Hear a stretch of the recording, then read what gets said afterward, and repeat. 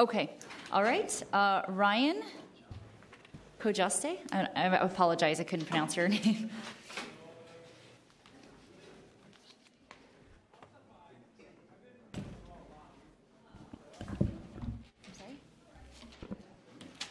Good afternoon, supervisors.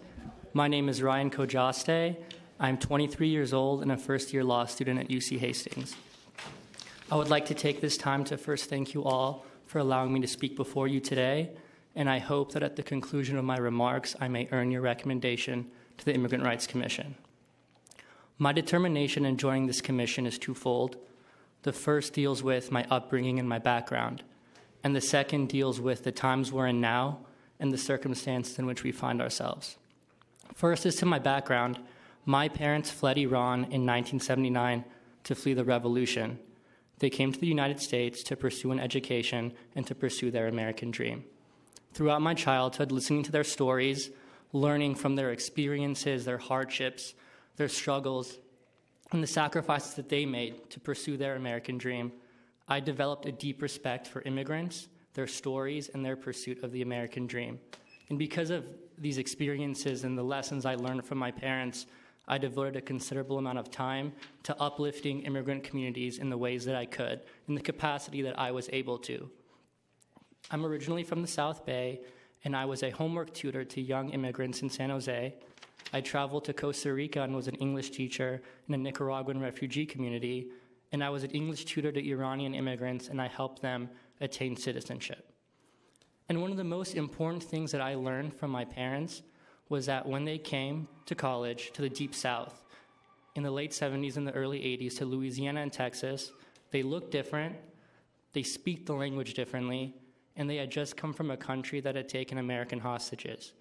But they were not subject to any hate, they were not subject to any discrimination, and there was an air of cordiality.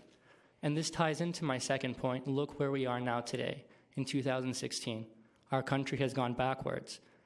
This election, this divisive election, has implicitly approved of xenophobia, of hate, of discrimination, of racism, and people in this community are scared. Immigrants are afraid.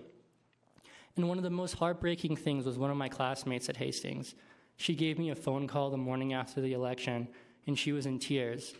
And she said, I just had to have a terrible conversation with my parents. I told them, Mom and Dad, maybe you shouldn't speak Farsi in public anymore. Because now with the results of this election, what if someone hears you and what if someone bothers you? Well, we can't control what we look like. What if we can control the language that we speak to protect ourselves? And the fact that that conversation had to be had in 2016 was heartbreaking. And I go to Hastings, and my campus that morning stood still. We were all distressed, we were distraught, and we were deeply saddened at what lies ahead for the future of this country. And my professors were weeping. In fact, we didn't have any instruction. We had a public town hall of sorts where students offered their ideas and shared their fears.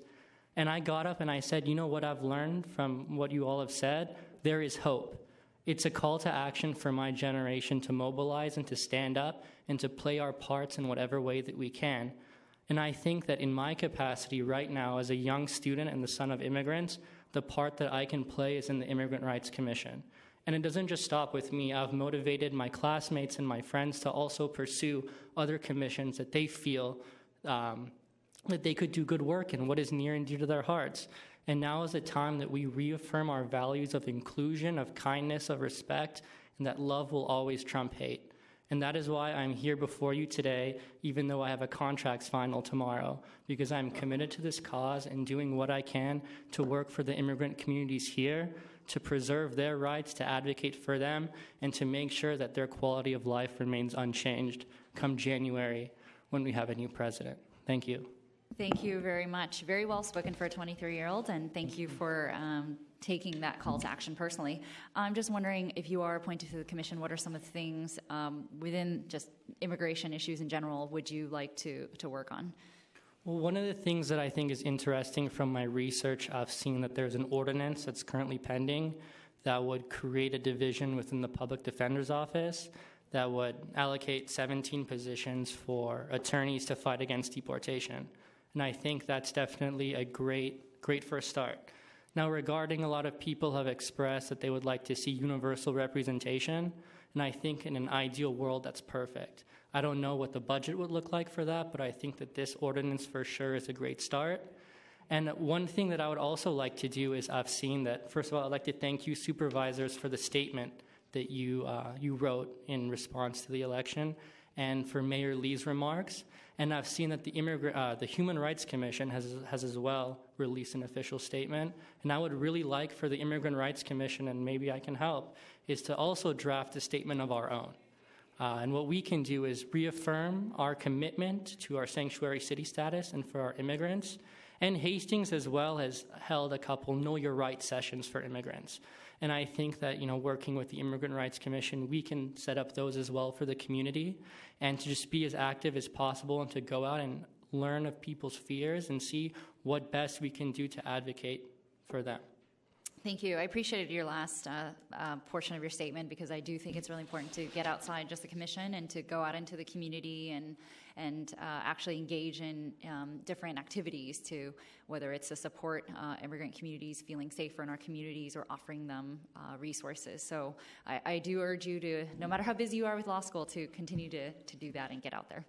And regardless of, how busy people are in law school, when you care about something, you always make time. And that's why I'm here today. Absolutely. Thank you. Thank you. Supervisor Avalos. I just really appreciated your remarks. Very personal, but also talked a lot about what we're facing as a city and as a country. And I just wanted to let you know that. Thank you. Thank you. Supervisor Marr? Yeah. Thank you for kind of just even being here in your 1L kind of first year law school experience, but I feel real passion for immigrant rights in you, and I know that seat number 3 is the one succeeding Edward Lee, and I think you're going to be a great leader on the Immigrant Rights Commission, but thank you for the passion, the work to defend immigrants in this horrible time that we're in, and I just appreciate you being here. Thank you. Thank you. Thank you. So at this time, I believe that the next